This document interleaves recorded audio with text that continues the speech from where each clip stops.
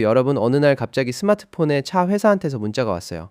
내가 먼저 서비스 센터에 전화한 것도 아닌데 테슬라가 먼저 당신 차 충전 시스템에 문제가 생겼습니다 라고 통보를 해온 거예요. 그것도 앱으로. 오늘 얘기할 주인공은 바로 테슬라 사이버 트럭입니다.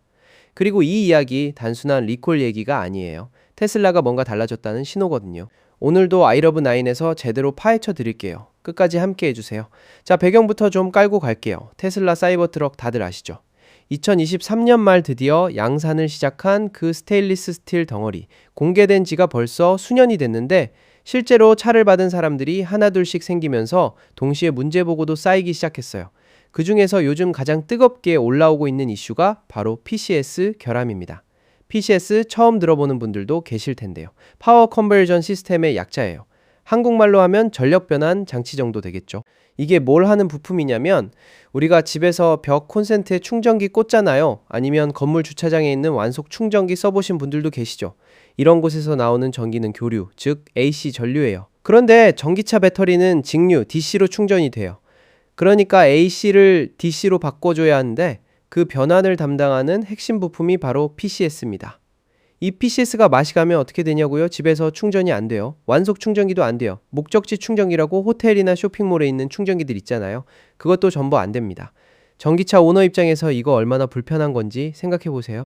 매일 밤 퇴근하고 집 와서 충전기 꽂으면 자는 동안 충전이 되는데 그게 갑자기 안 된다는 거잖아요. 출퇴근을 어떻게 해요? 매번 급속 충전기 찾아다녀야 해요. 그것도 돈 내면서요. 그런데 여기서 한 가지 다행인 점이 있어요. PCS 결함은 AC2DC 변환 단계에서만 문제가 생기는 거라서 배터리 자체는 멀쩡해요. 그리고 슈퍼차저나 제3자 DC 급속 충전기는 처음부터 직류로 전기를 공급하거든요. 그러니까 PCS를 거치지 않고 바로 배터리에 들어가는 구조예요. 결론적으로 PCS가 망가져도 슈퍼차저에서는 정상 속도로 충전이 된다는 겁니다.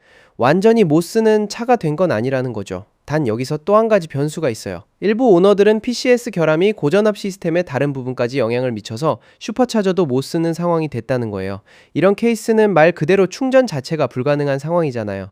테슬라 입장에서도 이런 차들을 최우선 순위로 올려서 PCS 교체를 진행하고 있다고 해요.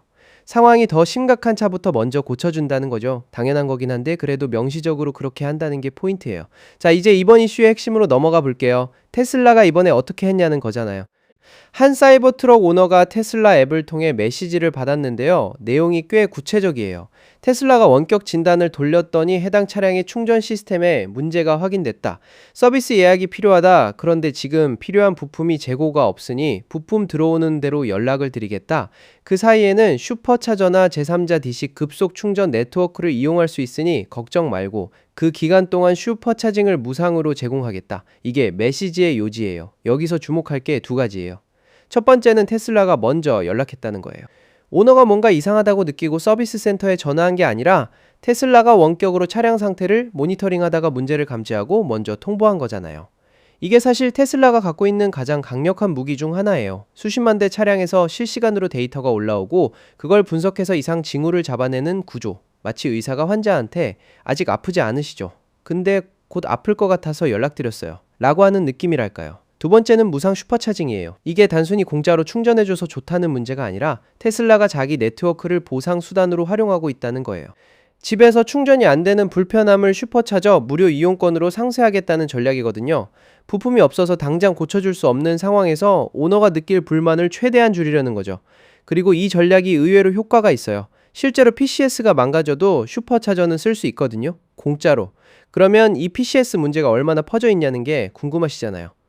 기사에 따르면 초기 생산 사이버 트럭 중 상당수가 PCS 결함을 경험했고 시간이 지날수록 문제를 겪는 차량의 수가 늘어나고 있다고 해요. 상당수라는 표현이 좀 애매하긴 한데 온라인 커뮤니티나 테슬라 포럼 보면 보고 사례가 꽤 많이 올라와 있어요. 그리고 테슬라가 이 정도로 조직적으로 대응에 나섰다는 게 규모가 적지 않다는 방증이기도 하죠. 부품 수급 문제도 눈여겨볼 대목이에요. 테슬라가 교체해줄 준비는 됐는데 부품이 없어서 못 고치고 있는 상황이잖아요. 이게 공급망 지연이라는 건데요. 전기차 업계 전체적으로 특정 부품의 수급이 생각보다 어려울 때가 있어요. 특히 PCS처럼 고도로 복잡한 전력 변환 장치는 납품업체도 한정적이고 갑자기 대규모 교체 수요가 생기면 재고가 부족해지는 구조예요. 테슬라 입장에서도 이게 예상보다 많은 차량에서 발생했으니 부품 조달이 따라가지 못하고 있는 거겠죠. 그렇다면 테슬라의 이 대응 방식 어떻게 평가해야 할까요? 솔직히 말하면 양면이 있어요. 긍정적으로 보면 원격 진단으로 미리 감지하고 먼저 연락하고 무상 지원까지 제공하는 건 상당히 선제적이고 고객 친화적인 대응이에요. 차에 문제가 생겼을 때 오너가 직접 발견하고 서비스 센터에 들고 가서 진단받고 기다리는 고전적인 과정을 건너뛰잖아요. 부정적으로 보면 결국 출고 초기부터 알려진 하드웨어 결함이 대규모로 퍼지고 있다는 것 자체가 품질 관리 문제예요. 아무리 대응을 잘해도 애초에 결함이 없었으면 더 좋았겠죠. 그래도 테슬라가 이번에 보여준 OTA 기반 원격 진단과 선제적 고객 접촉은 내연기관차 시대엔 상상도 못했던 방식이에요.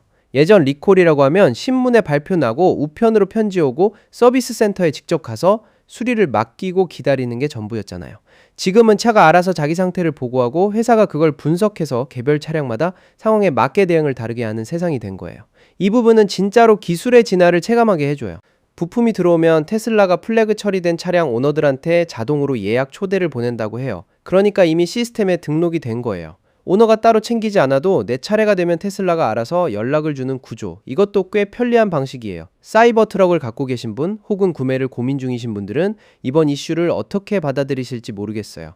걱정이 되는 분도 있을 테고 테슬라가 그래도 적극적으로 대응한다는 점에서 신뢰가 간다는 분도 있을 거예요. 중요한 건 이런 정보를 미리 알고 있어야 한다는 거죠. 오늘 영상이 그런 분들한테 도움이 됐으면 좋겠어요. 구독이랑 좋아요는 언제나 큰 힘이 돼요. 다음 영상에서 또 유익한 내용으로 찾아올게요.